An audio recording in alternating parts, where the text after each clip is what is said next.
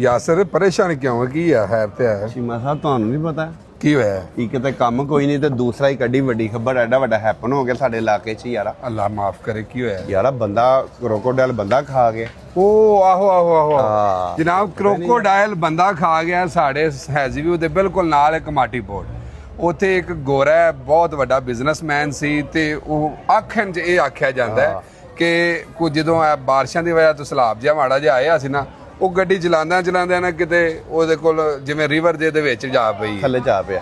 ਉਹ ਰਿਵਰ ਦੇ ਵਿੱਚੋਂ ਨਿਕਲ ਕੇ ਤੇ ਬਾਹਰ ਆਉਣਾ ਚਾਹਿਆ ਤੇ ਉਹ ਸਲਿੱਪ ਹੋ ਕੇ ਕਿਤੇ ਵਿੱਚ ਹੀ ਜਾ ਪਿਆ ਤੇ ਉਹ ਕਿਤੇ ਕ੍ਰੋਕੋਡਾਈਲ ਨੇ ਜਿਹੜਾ ਨਾ ਉਹਨੂੰ ਰਗੜ ਗਿਆ, ਜਾਂ ਉਹ ਕਿਤੇ ਡਿੱਗ ਕੇ ਤੇ ਡੈਥ ਹੋ ਗਈ ਏ ਤੇ ਉਹਦੀ ਡੈਡ ਬਾਡੀ ਕ੍ਰੋਕੋਡਾਈਲ ਖਾ ਗਿਆ। ਔਰ ਇਹ ਖਬਰ ਪੂਰੇ ਜਨਾਬੇ ਵਾਲੀ ਇਸ ਟਾਈਮ ਇੰਟਰਨੈਸ਼ਨਲ ਮੀਡੀਆ ਦੇ ਉੱਤੇ ਫੈਲ ਰਹੀ ਹੈ। ਹੈ। ਐਸਾ ਅਨਬਲੀਵ ਸਾਨੀਆਂ ਯਾਰ ਜਿਹੜਾ ਕਿ ਬੰਦੇ ਮੰਨਦੇ ਨਹੀਂ, ਇੰਜ ਵੀ ਹੋ ਸਕਦਾ। ਔਰ ਉਹ ਮੰਨਿਆ ਜਾਂਦਾ ਵੀ ਨਹੀਂ ਸੀ ਨਾ। ਇਹ ਤੇ ਬੜੀ ਡਿਟੇਲ ਤੋਂ ਬਾਅਦ ਇਹ 7 ਦਿਨ ਦਾ ਆਪਰੇਸ਼ਨ ਹੈਲੀਕਾਪਟਰਾਂ ਨਾਲ ਲੱਭਦੇ ਰਹੇ ਨੇ, ਬਾਡੀ ਨਹੀਂ ਸਨ ਲੱਭਦੀ ਨਾ।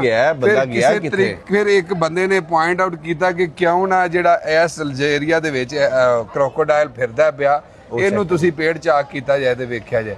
ਉਹਦਾ ਪੇਟ ਚਾਕ ਕੀਤਾ, ਵੇਖਿਆ ਤੇ ਉਹਦੇ ਵਿੱਚ ਉਹਦੀ ਡੈਡ ਬਾਡੀ, ਔਰ ਉਹ ਵੀ ਉਹਦਾ ਸਾਰਾ ਨਹੀਂ, ਬਾਕੀਆਤ ਸਾਰੀਆਂ। ਅੱਲਾ ਮਾਫ, ਅੱਲਾ ਪਾਕ ਮਾਫ करे, अल्लाह पाक रहम फरमाए।